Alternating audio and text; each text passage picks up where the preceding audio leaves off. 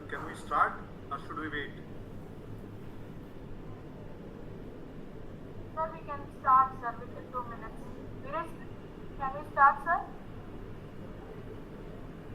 Yes, madam. Yes. Am I audible? Yes, madam. Can we start, sir? Okay. Yes, sir, please start, Viresh, sir. Okay. So, good evening to one and all present here. On behalf of NIT Andhra Pradesh and from the Office of Dean Research and Consultancy, I welcome you all for this webinar. It's a very good, interesting webinar on the ecosystem.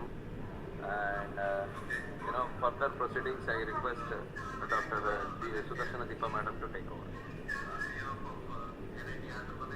Thank you, Dr. Viresh, sir. Good evening and warm welcome. To all gathered here in this Women's and Youth Library platform.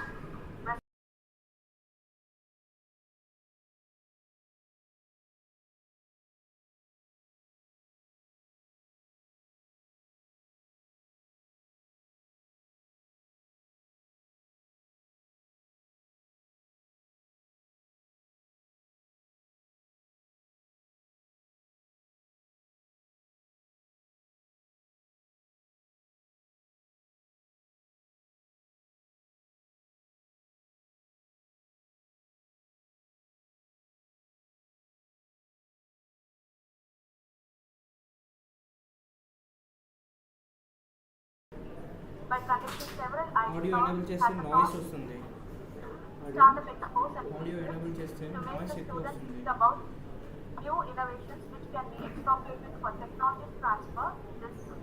So, we proceed in this direction of sessions. Now, I take this good opportunity to introduce our guest speaker of today's event, Dr. K. Venkata Krishna Rao, sir. So actually, Venkata Krishna Rao, sir, is working as assistant professor from IIIT Kurnool, and he has done his education from PhD from IIT Varanasi, MTech from IIT Madras, and BTech from Jawaharlal Technological University, Kakinada. And his area of interest includes social network analysis, data analytics, online viral marketing. So, with this few words of his introduction, may I request our guest speakers of today's event to deliver for today's lecture. Thank you, sir. So thank you, madam. And before that, let me thanks to the NIT Andhra Pradesh and Professor Shastri ji and Viresh ji and Deepa ji for inviting me to this session. So before talking about the topic, enabling ecosystem and the technology role. So if we look at the topic, enabling ecosystem and technology role. So first of all, we need to look at the, since our independence. So when we talk about this technology role, we can see it in two dimensions. In one dimension, in the global perspective, and in another dimension, in the domestic perspective, how this technology has emerged from the last couple of decades. So as you all know, we got independence in the 1947. And then if we look at now and at the time of 1947, we can see dramatic change in the technology, whether it can be in the IT sector, or whether it can be in the agricultural sector, or whether it can be in the manufacturing sector, or any domain. So this technology role means it is not only restricted for the IT and services only. So though I am a computer science student, so I don't want to restrict myself to talk only about the IT services. First of all, let me talk about the IT services. How these IT services or IT technology emerged from the independence at the domestic level as well as at the global level. So if we look at our country technology, our country service sector, IT comes under the service sector. As you all know, our country's GDP at 3.5 trillion USD when compared with the world economies. So largest economy is USA, which is at 23 trillion USD, and the second largest economy is China, which is 18 trillion USD, And now we stand at the 5th largest economy, which we are at a 3.5 trillion USD. And out of 3.5 trillion USD, 60% of our GDP comes from the service sector, mainly from the IT services. I mean, there is a criticism from the Western countries. They used to criticize Indian economy skipped from agricultural sector to the service-oriented sector, and we missed the manufacturing sector. We missed the bus. But I mean, the government has taken the many initiatives to improve the performance of manufacturing sector. I mean, by calling of Make in India or any some other initiatives. But what I'm trying to say is we are at par ahead on the IT services when we compare with the other countries. I mean, because we are the emerging economy or developing country. So we are, when we compare with ourselves with the Western countries, so they all are developed countries and we are the developing country. So for them, certainly we became the best source to produce the resource people to develop this IT service. That is why most of the companies hires Indians, because we work for the low prices and we are talented, as you all know. So they used to hire. At the same time, our people also shown tremendous performance in the IT sector. If you look at the many of the IT companies in the world, you take IBM, Arvind Krishnan, Google, or Microsoft, Satya Nadella, or Google, Sundar Pichai, or you take Adobe, Shantan Narayan. So many of the companies, most of the VMware, Ragurajan. So many IT companies are heading by the Indians. So our people are proving across the globe, and we are stand by that. But at the same time, this growth is enough. We should question ourselves. And another interesting point I wanted to mention, this technology, I mean IT services when we are talking. If we look at these companies, global companies, whether it is a Microsoft or Google or Facebook, these companies have some products. If you take the Microsoft, they have Windows operating system, or if you take Google, they have a Google Meet, which we are using now, or they have a Google Chrome or Gmail, YouTube. They have a many products. And if you take Facebook, again, it is a product, social network. Or if you take the Twitter, now we are calling it as X. So most of the Western companies are the product-based companies. And when we look at the Indian companies, whatever we have, this Infosys or TCS or some other companies, HCL, so we are restricted ourselves to provide the services, and we are not into the product-based. So to increase this, I mean, to enter into this product-based marketing or product-based company sector, so we have to invest in R&D. So the government has to come up with some initiatives, and the government has to encourage them to invest in the R&D, so that certainly we can enter into the product-based companies.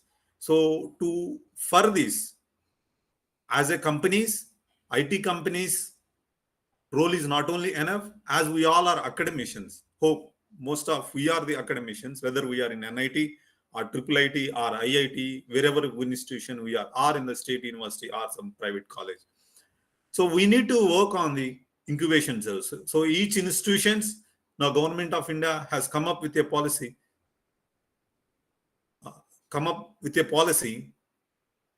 to establish incubation cells at each institution. So it's a very good initiative. So the students, if they have ideas and if they wanted to establish or if they wanted to start up a company, then certainly they can go into the incubation cell and they can start. In IIT Madras or many premier institutions in the country, they have a technology parks and research parks. So there a lot of research is going on, and this academic and industry bridge need to be built. So the Government of India is trying to fill this gap through new educational policy. And when we look at the other services, I mean, not only the IT sector, and at the same time, if we look at the manufacturing sector or in the IT sector itself, at 30 years ago, we were not even aware of the ATMs or net bankings or e-commerce. 30 years ago, if you wanted to open an account, then you need to go to the bank. And no, banks nowadays, we have many branches. Maybe for each tahsil, that means mandal, we have a branches, or for the villages also we have the branches. But earlier, 20 or 30 years ago, if you want to open an account, you may need to go to the Jilla headquarters or district headquarters or Mandal headquarters. Now, after 30 years, these 30 years, we have seen the gradual progress in the technology role. I mean, after, branches set up of the banks, and now they come up with ATMs. And nowadays, every village at least has one ATM, or at least for 2 to 3 villages, one ATM you have. So if you want to withdraw money, earlier you need to go to the banks, but now you can go to the ATMs. And if you want to deposit money, you need not go to the banks, and you can deposit in the ATMs itself. And after that, net banking has come into the picture. Now you need not, earlier if you want to transfer money to your children or your friends or your relatives, then you need to go to the bank. And now you need not go to the bank, and you can transfer using the net banking or using the ATM. And after that, again, e-commerce has come into the picture. Before that, we should also thanks to the corona. So many of we people fought with the corona, and fortunately we survived. But at the same time, this corona has helped the economy as well as the world, not only the India, it has helped the world to progress in the technology, especially IT technology, because after corona, this UPI payments has grown up exponentially. So this corona time, lot of online transactions and lot of e-commerce transactions has taken up. And if you want to order the food order, again, Zomato or Swiggy, you can follow. You can use many apps in addition to that. And at the same time, these computer science technology, we can also expand it into the different domains like agricultural sector. If you look at the agricultural sector, earlier, if you want to switch on the motor in the fields, farming fields, you need to go to the fields, but you no need to no need to go to the fields.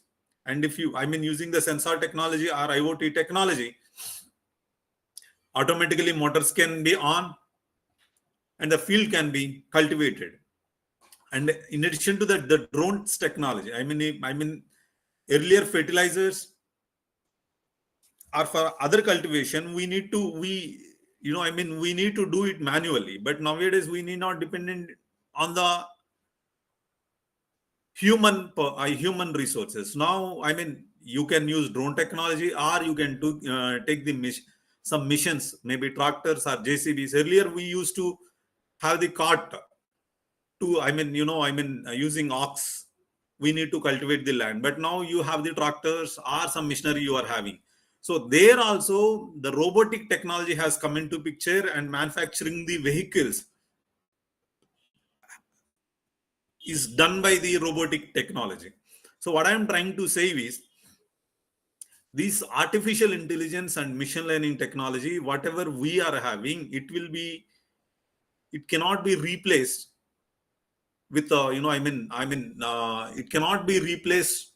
What you can say, it will be after 10 years or 15 years, it will be the cheap, and it will be more economical. Because what I am trying to, at 20 years ago, when the people bought up these computers into the corporate sector, many people questioned that many of jobs will be taken away by these computers. So let us not introduce these computers into the economy or into the business or corporate sector. But certainly the computers has come up, and it is playing a crucial role in our day-to-day life. But still there is a place for the skilled people, because the challenging task for any government. So government role is not only laying the roads or not only building the infrastructure. So they have to invest on the human resources, because as I am saying,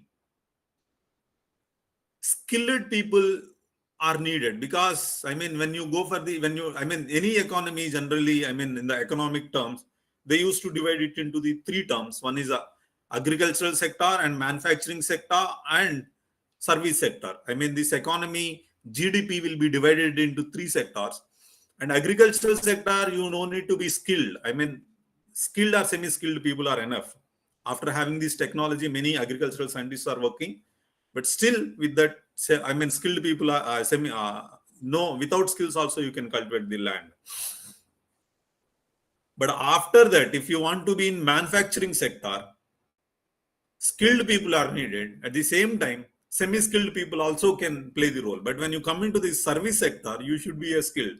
So now the government role is need to be concentrated on the skilling the people, so that even if this artificial intelligence or machine learning comes into the picture maybe after 5 years or 10 years, because this robotic technology and this AI or chat GPT, whatever we are having, this AI technology will be replacing with the many employees, semi-skilled employees.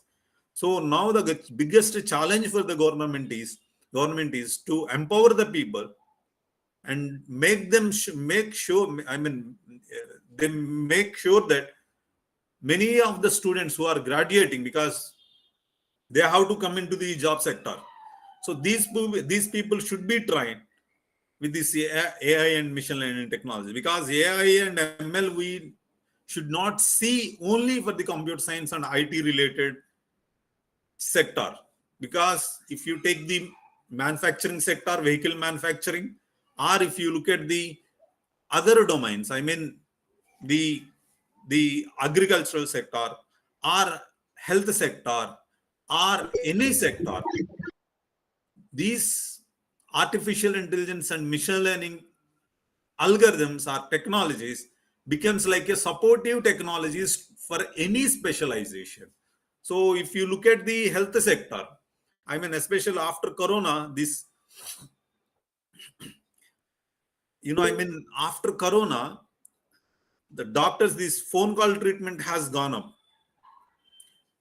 So these image processing, using the image processing, or using some other algorithms, computer visualization, or it used to predict. There are some algorithms which can predict the disease of a patient without help of the doctor by seeing the photo. Suppose if I have a skill allergy, earlier I need to show it to the doctor. Maybe after 5 years, if I take a photo and if I, I mean, in the app, if I upload that photo, my skin, it will read that, or it will scan that image, and it will, using this image processing or computer visualization, using these technologies, it gives you the medicine by seeing the, I mean, what kind of disease you are having. So these kind of technologies are coming. So I mean, so this is all can be done by the machine learning algorithms. So without machine learning, it is very difficult to survive in the manufacturing sector or in the any corporate sector. So what I wanted to suggest is this machine learning algorithms, we have to be careful and we should learn also, because this is one of the emerging technology. And these emerging technologies is not only restricted for our day-to-day life. It can be used in the agricultural sector, or it can be used in the manufacturing sector, or it can be used in the government sectors also, because government is coming up with many initiatives like Digital India, or now you take the GST. So they are everything, they are, I mean, digitalizing it. Even nowadays, even for storing your documents also, we have a DigiLocker. So the government of India, or many governments also coming up with many technologies. So they are trying to digitalize it. So for this, again, technology is needed. And at the same time, this technology has many challenges. So building technology is not enough. And having the authenticated technology, authenticated data is a more important. So the biggest challenge for the governments also is cybersecurity, I mean the data theft, or the security of this data, or manipulation of this data. Nowadays, if you watch the news, deepfake technology, I mean morphing the videos of the people and changing it. So this is another challenge for the government, because the privacy of any citizen is more important than anything. So here the biggest challenge is also there with this technology. So government has to be cautious with that. And this technology, not only IT technology, you take other technologies, or nowadays you take the GPS. So if I wanted to go from Visakhapatnam to Tadepalligudem, using the GPS I can go. Or if I wanted to go to some remote area also, we can have this GPS. So this technology is helping you. Earlier, if you wanted to go from one place to another place, you have to take the guidance of the localites. But you don't need to take certainly you need the guidance. We can't completely depend or rely on the technology, but GPS moreover, it will help you to reach the destination. Not only that, even if you take the aviation sector or in the navigation sector also. So this GPS, our technologies plays a crucial role. Our space technology, if you take, recently we succeeded in the Chandrayaan 3. And Chandrayaan 3, we used the GSLV Mark 3 to carry the Chandrayaan satellite. And as you all know, India became the first country who landed on the south pole of the moon. So it's all the success of the technology. We should be proud of that, because many people question this Chandrayaan 3. Because as India is a developing country, do we need to invest thousands of crores on the space technology? Many people question, but certainly we should invest. The Chandrayaan 3 project has identified many resources or many raw materials or minerals on the moon. So, in the future, the space agencies may explore to bring those resources or those minerals from the moon to this, Earth. So these technologies, space technology certainly is one of the sector where we need to concentrate. And another thing I wanted to tell you, if you don't invest in the space technology or the research organizations like ISRO, where we will get these communication signals. So if you look at now, we are using the Google Meet. And how we are communicating, I am at place of Visakhapatnam, and you may be somewhere in Tadepalligudem, or some may be in somewhere Bhimavaram, some may be in Vijayawada, or some may be in Kurnool, or some may be in Hyderabad. Now we all are communicating through this app, Google Meet. So this communication is done by these satellites. So without these research organizations or space organizations, can we communicate? Certainly no. So what I'm trying to make the comment here is, the space technology or the research organizations has a crucial role for these communications. So at the same time, as an Indian, if we look at the railways technology, now the government of India come up with a Vande Bharat. This is a semi-high speed train, and we are progressing, no doubt about that. And because when we see our economy in 2003 or 4, we are at $1 trillion economy, $1 trillion. Now it is a 3.5 trillion. And most probably in 3 to 4 years or 5 years, India will become the $5 trillion economy. And certainly then we will be the third largest economy in the world after the US and China. But we should question ourselves, is this growth is enough, or to challenge the big economies? As an Indian, I always feel my country should be the superpower in the world. So generally, as a citizen, I have a moral right to feel. So I need to question myself, this growth is enough to counter our enemy, not enemies, or maybe rivalries if we call. So to challenge the neighbor countries. If we look at the Chinese economy, it is a $17 trillion. And now we are at $3.5 trillion.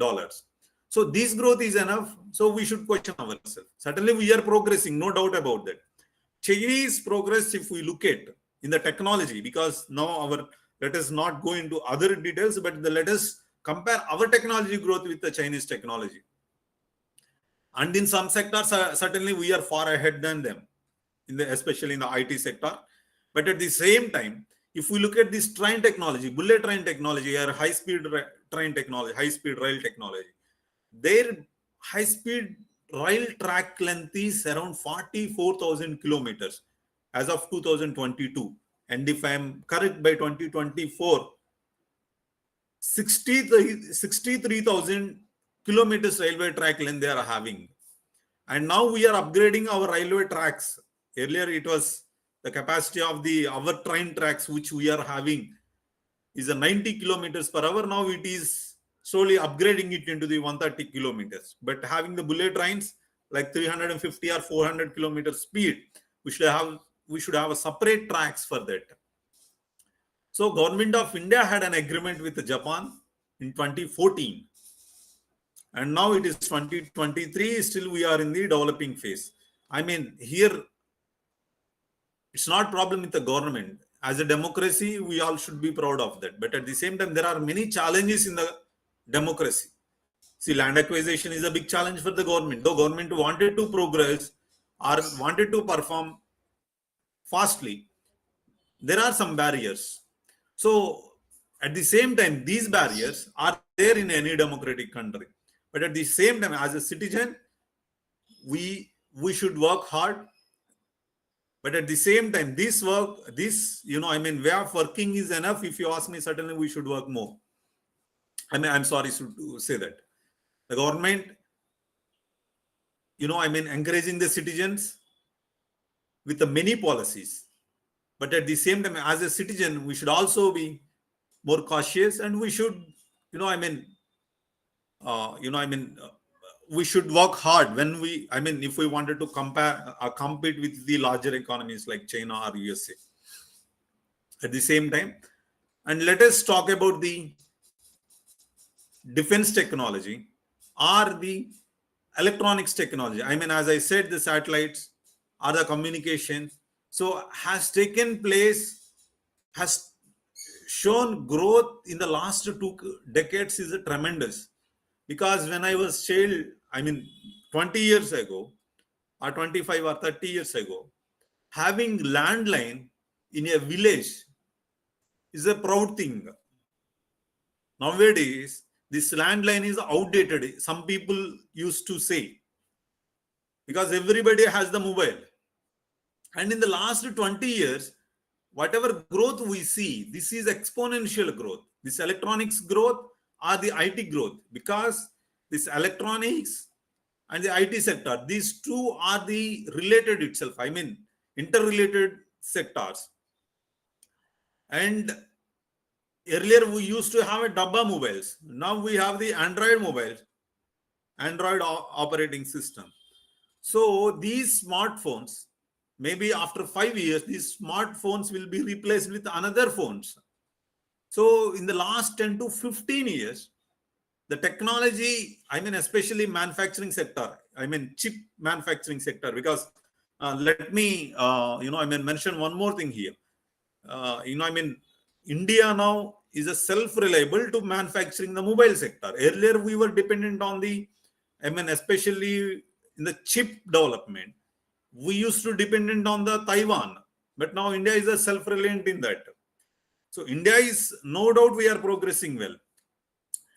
And another point, what I wanted to try to make you is this technology, especially when we look at the ITs, are the programming languages, because these machine learning technologies, again, we have to write the programs. And the programming languages, if we see, earlier there was a basic programming language, B language was there. And then people bought the C language.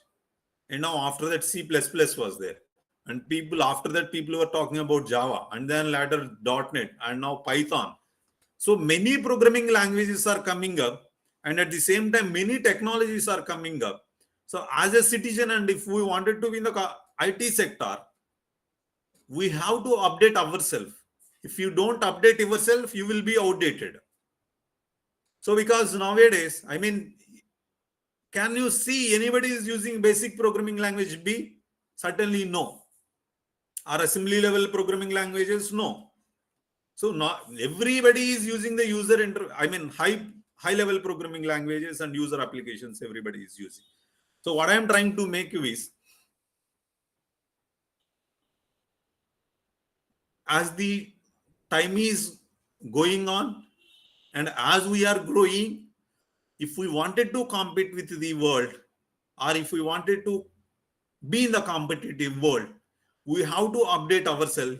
If we don't update ourselves, we will be outdated. No doubt about that. So if we update ourselves and if we work hard, certainly we will, maybe in the 15 or 20 years, or maybe in the next 25 to 30 years, hopefully we may emerge as the largest economy in the world. So for this technology plays a crucial role. So without the technology, the economic growth, it won't be the exponential growth, as well as it won't be the drastical growth. So what I'm trying to say is the technology plays a crucial role in our day-to-day life. As a citizen, we should learn the technologies, and as a students and as a researchers, because as per my knowledge, we all are the researchers, or as we all are the student, we should see it in the developer view. Generally, any product, if you ask me, in two ways we can see. One is in the user perspective, and another can be in the developer perspective. A layman or any uneducated person or illiterate person can see it as a user perspective only. But a researcher and a student should see it in two dimensions, because if I see it only in the developer's perspective, it cannot be a good product. Because when I see it in the user perspective, I can observe what are the drawbacks in the technology, so that in the developer, as a developer, I can address those drawbacks. So any developer, that means a researcher or a student or an academician, should see in two dimensions, as in the developer's view as well as the student's view. So these technology, because we as students or as academicians, as a researchers, we have to play a crucial role to build this gap between the academics and as well as the industry. So with this, I'll stop my comments on the topic, and now we can open the house to have a questions. Hand over to Deepaji. So the session is open for questions. Audience can ask questions to the resource person.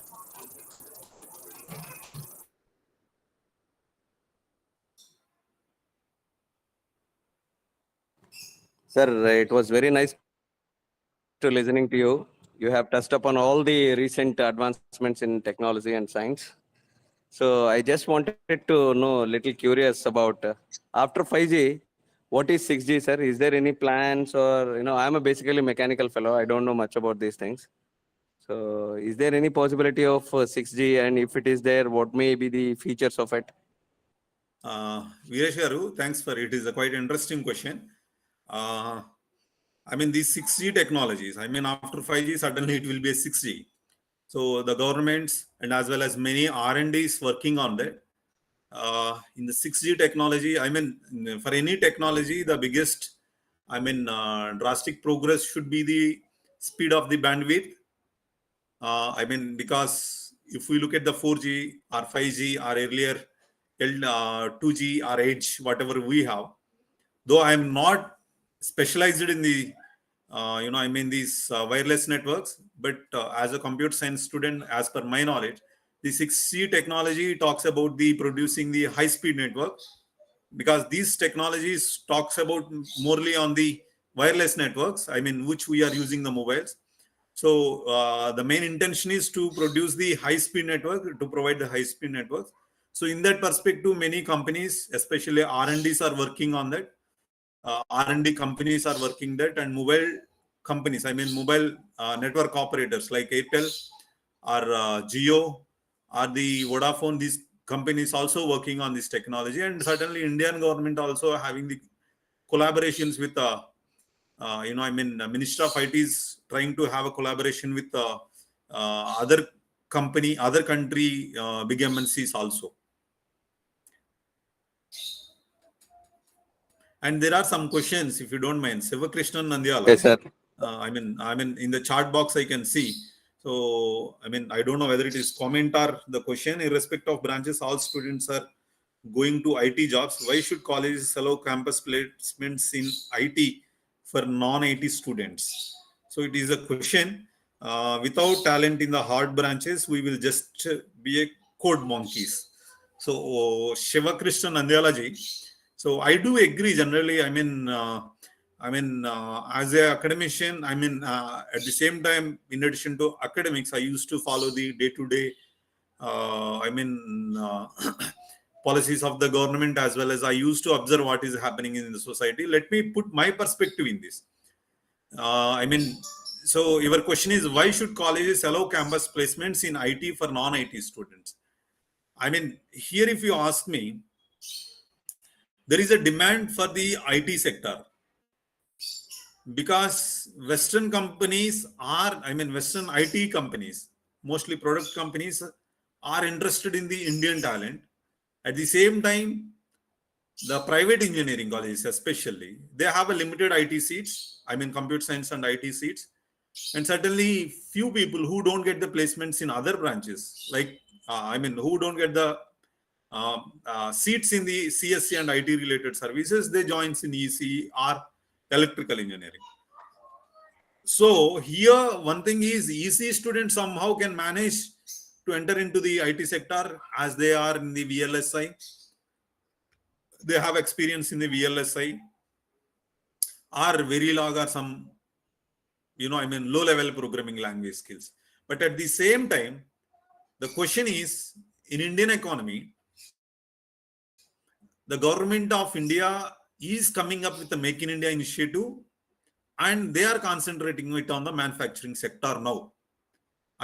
We missed the bus in the earlier, in my discussion, I mentioned that we missed the bus manufacturing sector. Generally, any economy starts their career, started as their GDP, the majority of the country's GDP contribution comes from the agricultural sector in the last century. And the progress or the economy shift will be done from agrarian sector, agricultural sector, to the manufacturing sector. And manufacturing sector to the IT sector, it shifts.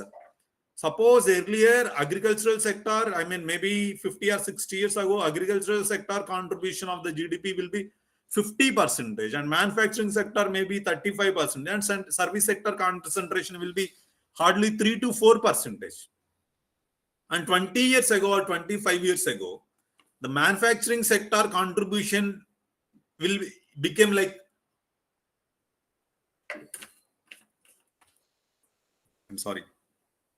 manufacturing sector contribution becomes like 50%, and agricultural sector contribution reduced to 30%, and IT sector contribution became like a 20%. And after reaching peaks into the manufacturing sector, the country's economy shift to the IT services, service sector, maybe banking, or maybe IT services, or any other sectors. So this is how any countries, developed countries' economy shifted from agricultural sector to manufacturing, and manufacturing to the service sector. But there is a criticism. We missed this manufacturing manufacturing sector. We shifted from agricultural sector to the service sector directly. Now the country's GDP may 60%, 56 to 58% of our economy, our GDP comes from the service sector itself.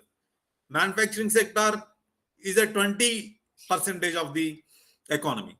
So nowhere, in the last couple of decades, our economy, in our economies or in our GDP, we did not see the manufacturing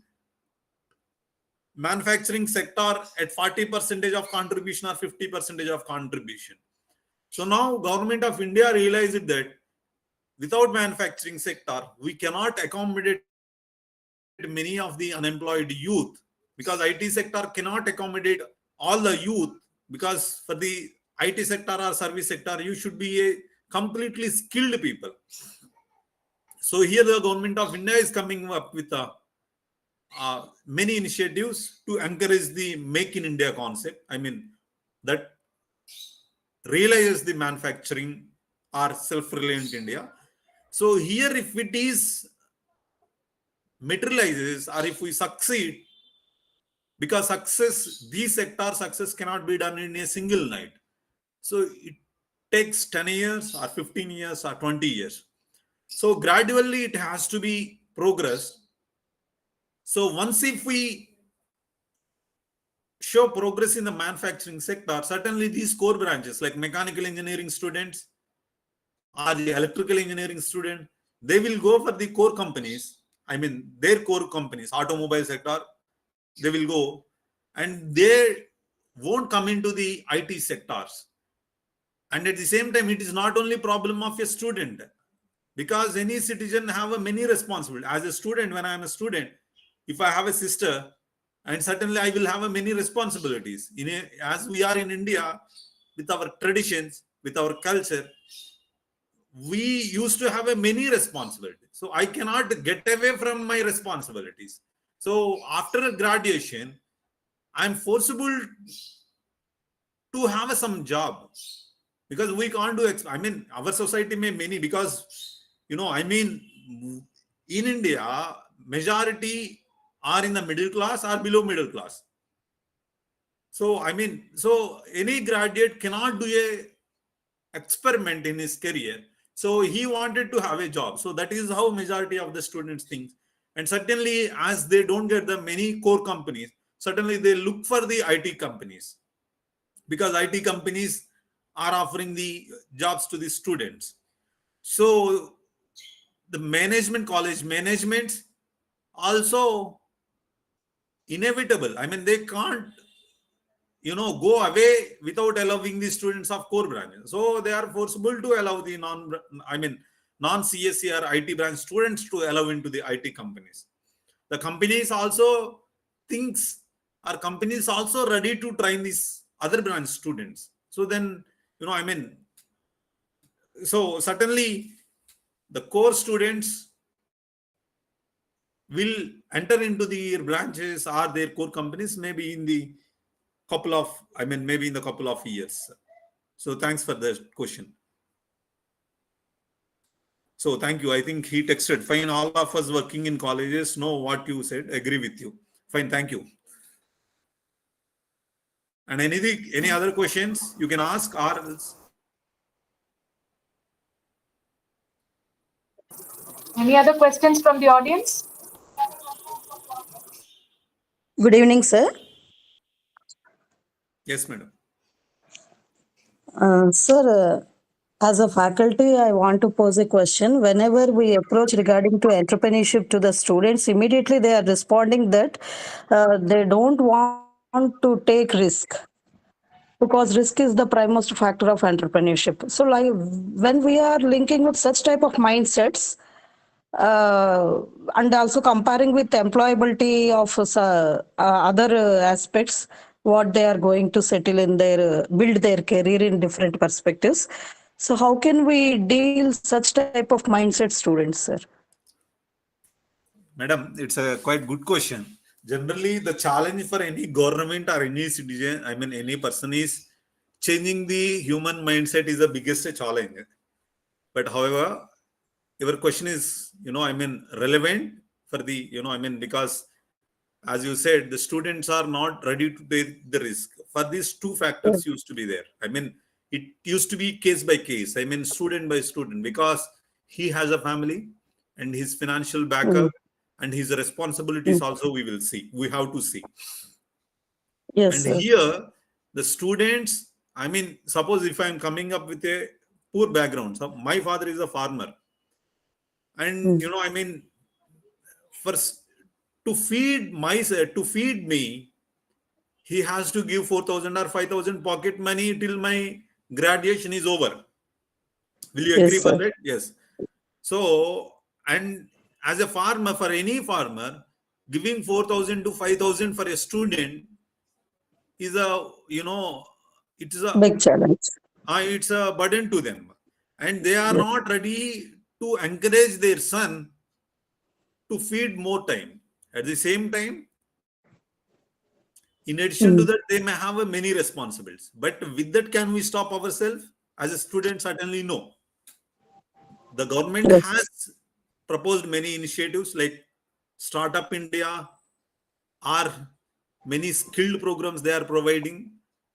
Skill India programs are there. So, I mean, as a faculty, I mean, as a parent, certainly by seeing my financial capability, I don't encourage my son to get into the, I mean, the startup culture, because we don't know what is the success rate and hit rate of that. So as a parent, because, I mean, if I come up with a agricultural family and rural background, they do not know the consequences of that.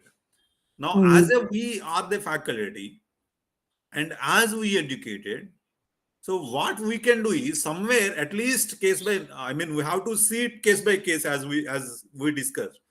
But for some cases, we can encourage the students, because now the government of India is, I mean, especially Minister of Education in the new education policy, they are mandating that every institution should have this incubation cell. Yes, sir. There, when they are in the third year itself, or before the final year, I mean, if some students are interested, we should, because when they are in the third year, I mean, I'm talking about the engineering students, BTech students. Yes, When sir. they are in the third year, because their parents have a no issue because they will feed him till the final year, right? So at the third year itself, we should encourage some bright students to come up with some ideas, and we should ask them to start these products, these ideas, to implement these ideas in the incubation cell by having many initiatives. I mean, government of India is supporting them. So if we can able to succeed in this direction, by his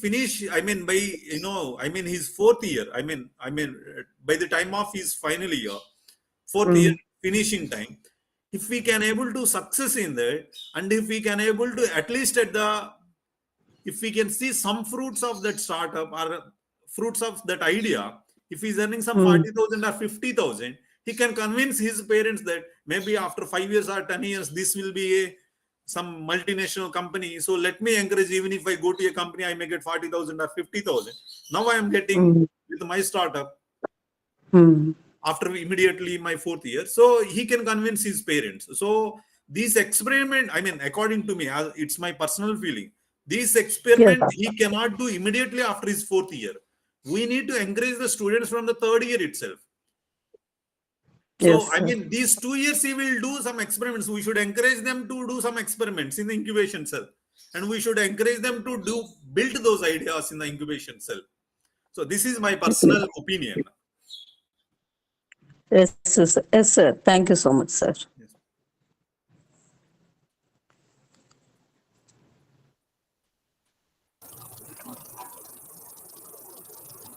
Any other questions? Shall we wind up, sir? Yes.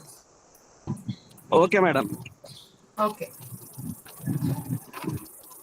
Good evening, one and all. It's my responsibility to propose the vote of thanks.